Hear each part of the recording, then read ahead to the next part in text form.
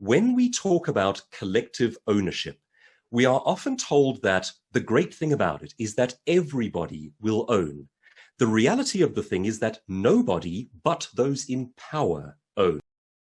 Like many of the politically correct ideas that we hear bandied about in the media, this entire project is couched in kindness. It is presented as something that is being done or being proposed for our good and for the greater good. And that always sets my alarms and sensors going, because that tends to lead to very problematic ideology.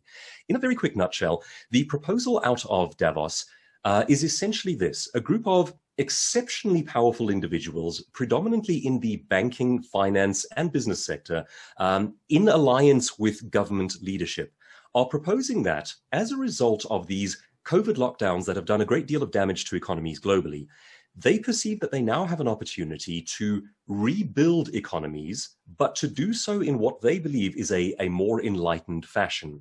And there are, generally speaking, there are problems with the idea of groups of people in power deciding the history of humanity. In a best case scenario, we are simply supposed to be free to determine our own futures, our own progress, what we want out of life. Now, in this particular case, what they're proposing is a sort of collectivist idea that takes personal ownership out of the equation. The little phrase, and it sounds so innocent, is "you will own nothing and you will be happy."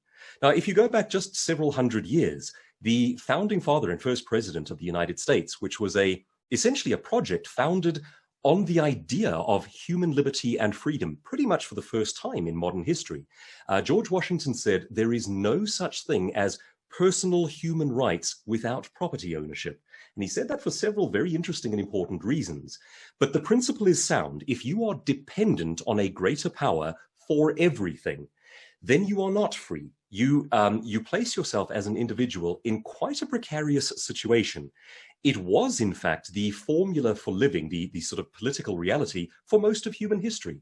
If you look back at a simple setup like the serfs of Europe, this is a group of people who owned nothing and simply contributed to the overlord who determined what they could and could not have. And they had zero rights. It is the property that you own that actually ensures your rights to a great degree. So while this may sound like a very enlightened idea, sort of a communal, collectivist utopia, there are many problems with this once you start thinking about how it might actually be implemented. And that's what concerns me.